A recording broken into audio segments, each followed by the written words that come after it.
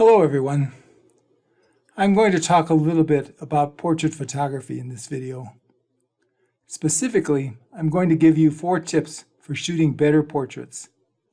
So let's get started. Here's tip number 1.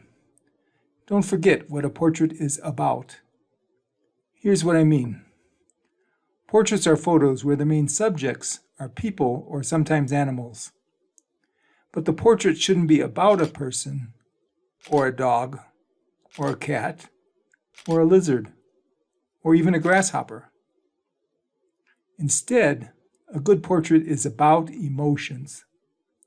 It's about beauty, humor, love, kindness, fear, courage, joy, aspirations, curiosity, poignancy, excitement, or sorrow.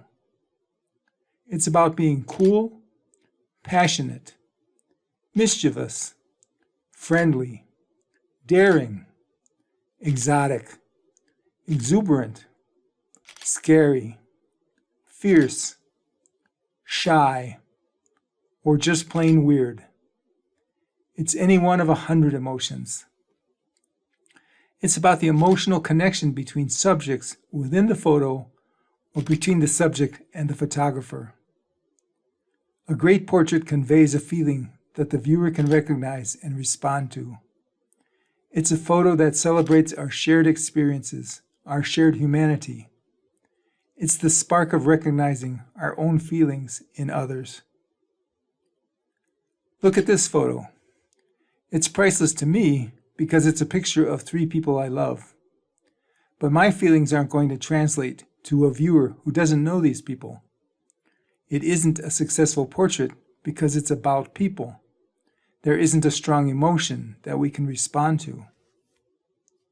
So how about this one? The mischievous girl helps us build an emotional connection. How about this one? The love between the grandmother and her 2 granddaughters is so clearly displayed. It makes us feel good. It sparks memories of similar experiences and feelings. Tip number 2. Try telling a story. Stories are powerful. Stories strengthen connections. Our mind starts working when we're put in the middle of a story. We begin to create a narrative even if we can't quite figure out what's happening. Here's a picture of my granddaughter. Here's a story about her. Here's another. Can you feel the difference in how the photos engage you? Here's the picture of a young orphan from the orphanage where I taught in Southeast Asia. Here's a story about that orphan. Here's another. Last one. Here's a picture of my daughter and granddaughter. Here's a story about them. What I'm trying to say is that the first portrait in each case is more classical, but the second gives us more insight into the person. It tells us a story we can relate to. Tip number 3. Portraits don't always have to be about faces. First, let me say that some people might argue this point. Some define portraits as being exclusively of the face and upper body. Often take photos like that, but my definition is less rigid. As I said before, my definition of a portrait is one in which the main subject is a person or animal, but the photo is about portraying an emotion or telling a story. Look at these photos that don't emphasize the face and eyes. Do they work to invoke a feeling or tell a story?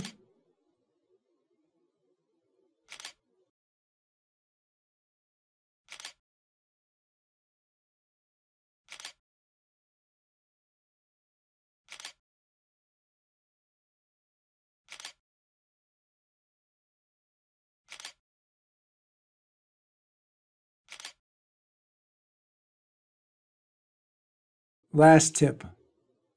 Think about whether color is helping or hurting an image. Color can add visual interest to an image. It can help establish mood.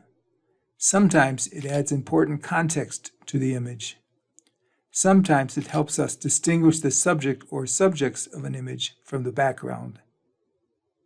Here's an example. This image is called "Happiness is a Soft Lap and a Snack." The young girl is so obviously comfortable and safe in her grandmother's lap. The shades of red are luxurious. Her dress complements the pink and red of her grandmother's clothes. She really looks like she belongs nestled there.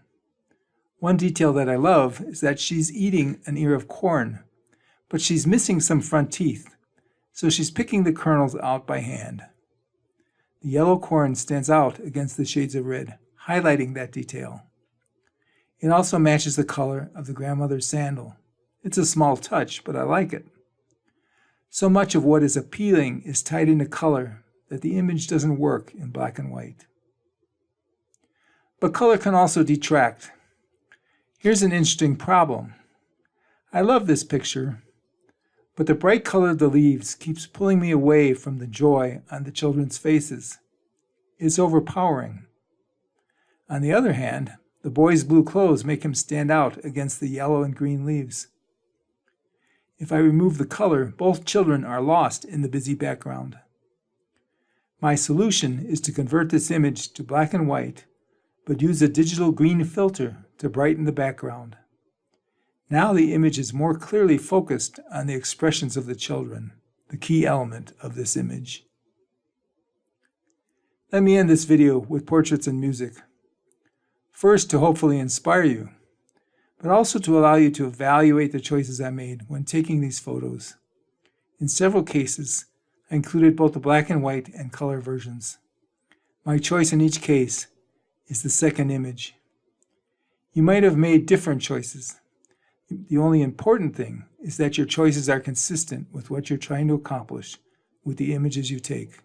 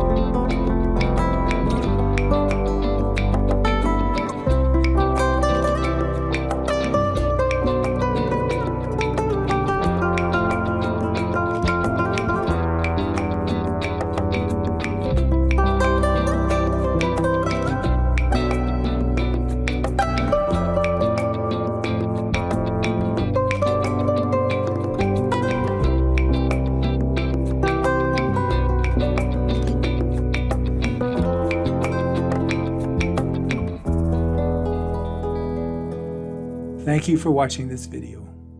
Have a nice day.